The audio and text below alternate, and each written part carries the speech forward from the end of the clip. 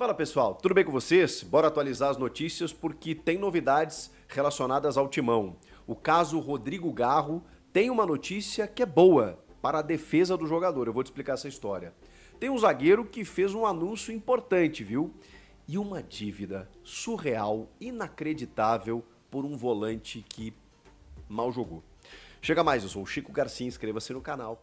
Obrigado para todo mundo que está se inscrevendo, muito obrigado pelo carinho de todos, aquele like no vídeo também me ajuda.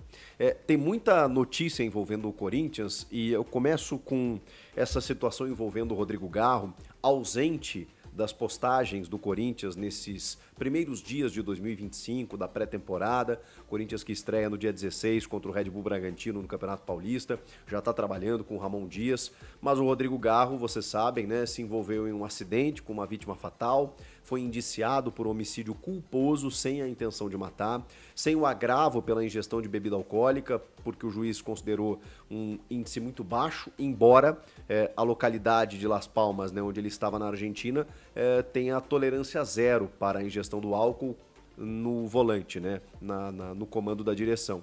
Mas isso não resultou num agravamento do indiciamento por conta do juiz, né? São coisas diferentes.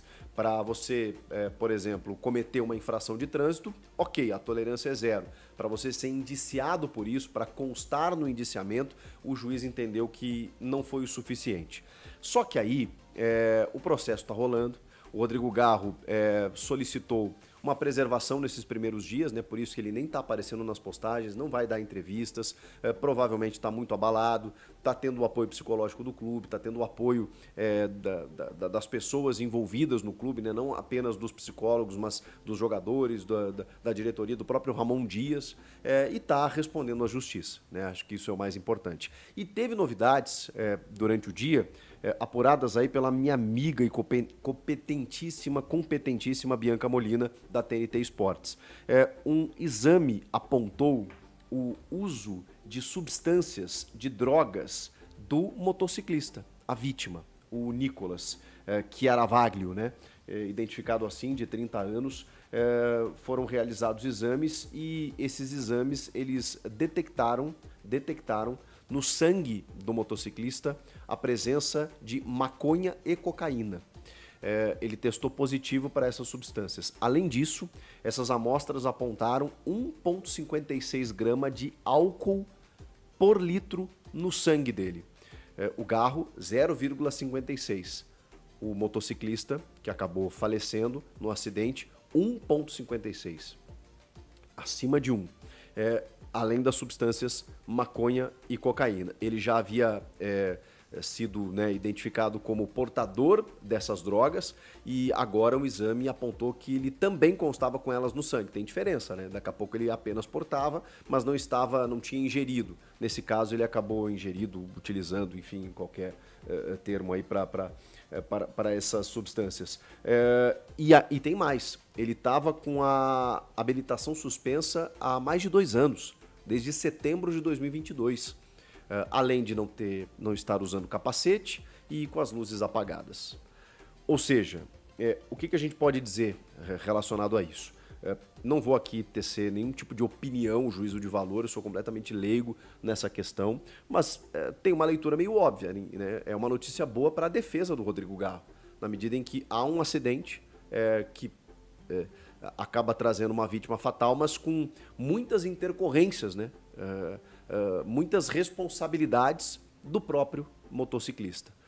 Então o Rodrigo Garro vai responder, vai defender, digamos, responder às autoridades tudo aquilo que for preciso, mas é claro, né, não deixa de ser um episódio traumático aí, que o Garro tenha força para seguir a sua vida e a gente sempre não cansa de desejar né, condolências para os familiares da vítima, né, que acabam sofrendo mais do que qualquer coisa. Enfim, acho que é uma notícia importante, não deixa de ser um atenuante no acidente, mas isso, obviamente, tudo vai depender do julgamento, né, da audiência e desse processo que ainda está em tramitação.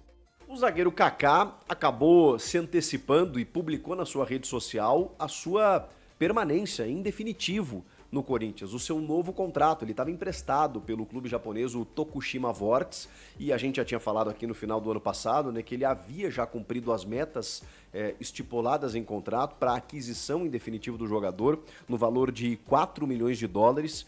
E agora está confirmado, o Corinthians não anunciou ainda, não sei porquê, o Corinthians está com muita coisa envolvida, né, com muitas preocupações, mas demorou aí para anunciar, por exemplo, o empréstimo do Fagner, né, que já tinha até se apresentado lá no Cruzeiro, já está até lá nos Estados Unidos, na pré-temporada, e só na quarta-feira, né, o Corinthians confirmou o empréstimo do Fagner. Pois bem, o do Kaká ainda não foi confirmado, mas o próprio Kaká tratou de revelar na sua rede social, com um texto muito bonito, da identificação que ele criou imediatamente, do arrepio que ele sentiu quando pisou no gramado da Neoquímica Arena, diz que aqui é diferente mesmo, aquela coisa toda, né? Juras de amor, e que agora, né, tem a oportunidade de defender essa camisa por mais 4 temporadas. Uma aquisição de 90% do zagueiro, o Corinthians realizou ao custo de 4 milhões de dólares junto ao Tokushima Vortis, ele que estava emprestado.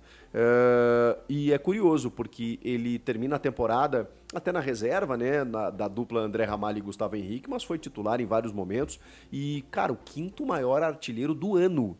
Ele só tá atrás do Yuri, do Romero, do Garro e do Memphis. Ele marcou 6 gols. Teve 1 ou 2 gols contra também, né?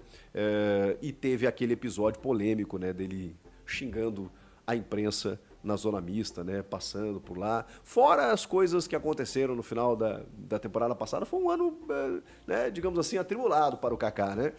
Você gostou da permanência do Kaká? Eu acho que ele fez alguns bons jogos, cara. Logo que ele chegou assim, ele me surpreendeu até pela personalidade, né? É um dos líderes, rapidamente se tornou um dos líderes do elenco. E agora está mantido aí, talvez assim, se a gente olhar para o nível que o Corinthians atingiu no final do ano, a gente pode pensar que talvez a exigência para a defesa também, ela tenha se tornado um pouco maior do que o nível que o Kaká desenvolve como zagueiro. Agora, eu acho que é um jogador importante para grupo e ele está mantido no elenco aí, e ele mesmo tratou de anunciar. Para fechar, gente, essa informação é inacreditável, é inacreditável. Bom, vocês estão vendo aí, tem várias informações sobre dívidas do Corinthians, né? Todos os dias a gente noticia algo diferente. E o Giuliano Bertolucci, que é um empresário parceiro do clube, pelo menos foi das antigas gestões, das gestões anteriores, ele tem uma dívida que é inacreditável. Uma dívida de 78 milhões de reais com o Corinthians. Vejam só, um empresário tem uma dívida de 78 milhões de reais com o Corinthians. Mas mais surreal que isso, é que a dívida com um jogador, por conta de um jogador, porque o que representa essa dívida? São empréstimos que o empresário fez para que o Corinthians pudesse adquirir jogadores, seja por contratação via empréstimo, seja por aquisição de direitos econômicos, seja por empréstimos para pagar salário, enfim. São empréstimos e também intermediações, né? O jogador lá, eu preciso adquirir aquele jogador, então tá aqui, dá um valor antecipado, com um parcelamento, quase que né, o empresário serve quase como um banco nesse caso, né? Eu ia usar outro termo, mas melhor não utilizar para não me complicar. Você paga esse valor, né? O empresário paga esse valor, o clube fica devendo para o empresário num parcelamento a pagar, né? Lá a pagar de vista, né? Digamos assim, mas com um juro, com um ágio muito alto. E aí, gente, o Bertolucci intermediou a contratação do volante Ramiro, que eu gosto, eu amo de paixão o Ramirinho, fui muito feliz com o Ramirinho no Grêmio, mas no Corinthians, ele quase não jogou. O Corinthians adquiriu 70% do Ramiro por 3 milhões e meio de euros. Esse valor de 3 milhões e meio de euros, na conversão com juros já, numa correção em 2021, essa dívida com o Bertolucci, ela estava em 26 milhões de reais. Tá? 26 milhões, para ser mais exato, 411.287 reais. 26 milhões de reais, tá? Que deveria ser pago em 24 parcelas de 1 milhão e 100. 1 milhão e 100 até o final de 2023. O Corinthians não pagou. Essa dívida de 26, ela pulou para 42 milhões. Nesse período tem multa de 600 mil reais e mais 10 milhões de juros. 42 milhões de reais. O Corinthians deve para o empresário Giuliano Bertolucci 42 milhões de reais por uma dívida relacionada ao volante Ramiro, que mal jogou pelo clube e que, detalhe, saiu de graça. Terminou o contrato, foi liberado.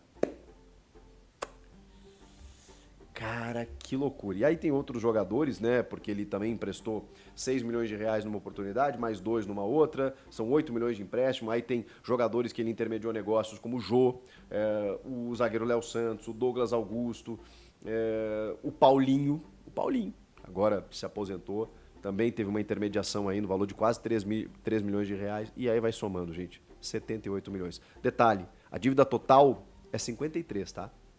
Só que 17 milhões é só de juros. E aí chega no 78. Tá explicado, né? Por que o Corinthians, quando a gente fala, o Corinthians deve 2 bi, mas como é que chegou nesse ponto? Eu pergunto, como que deixa chegar nesse ponto? Comenta aqui, inscreva-se no canal, eu volto na próxima. Tchau!